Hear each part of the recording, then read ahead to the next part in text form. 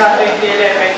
Nais kong tawagin si Carlo Macber upang manimulan ang ating programa sa isang mahihiling panalangin. Sa ngalan ng Ama, ng Anak at ng Espiritu Santo. Panginoon, panubayan mo kami ngayon upang maging matutubay at maayos ang aming programa. Sana ay walang mag-away-away dahil sa mga mamulog ng kanilang pagkatalo o kaya naman sa kanilang pagkatalo. Bigyan niyo po ng liwanag ang aming mga isipan upang malaman kung ano ang tunay na kahulugan ng pinagdaraos natin yung programa na ito namin. Palakpakan naman kayo.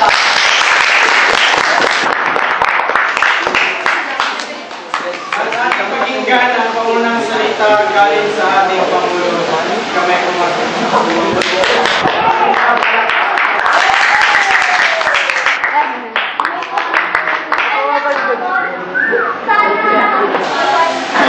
Salamat sa inyong pagdalo sa aking mahilig programang tuklas ng Espiritu ng Pilipinas.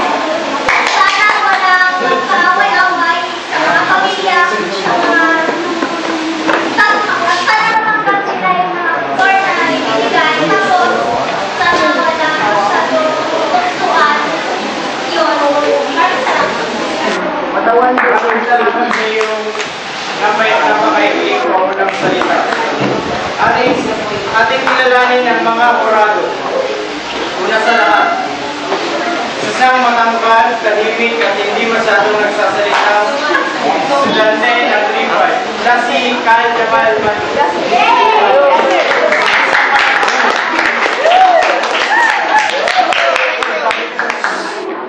Pangalawa,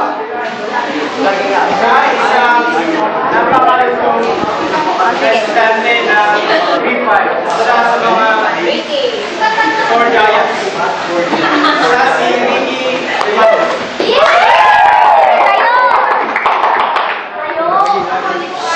At ang pinakamaliit sa kanilang lahat,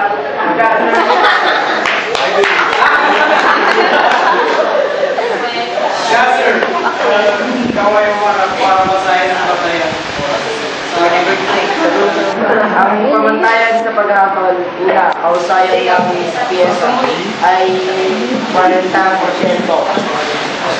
Pangalawa, kagandahan ng kasuotan, 10%. Pangatlo, kabisahan ng tono, 2%. Ang pangapat, kalahati ng presyon ng mukha ay 20% at panglima o deslipa 10%. Maraming salamat, Gasser. At ngayon, tayo magpapalakpakan para salubungin ang mga contestant ng tuklas sa WICSI sa 2011.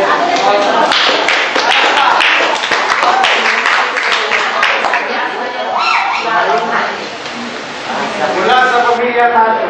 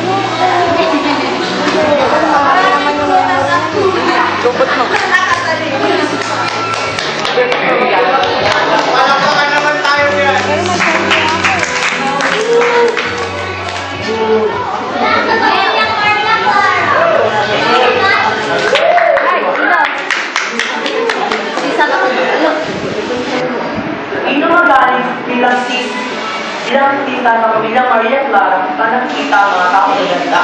At hindi katulad ng sa mga pamilyang pisa, pinagunahan ng proses na nila. At naniniwala ako sa isa't isa, bakit man ako sa inyong paningin.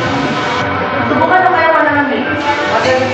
Para tignan natin ang pagkakaroon. Thank you.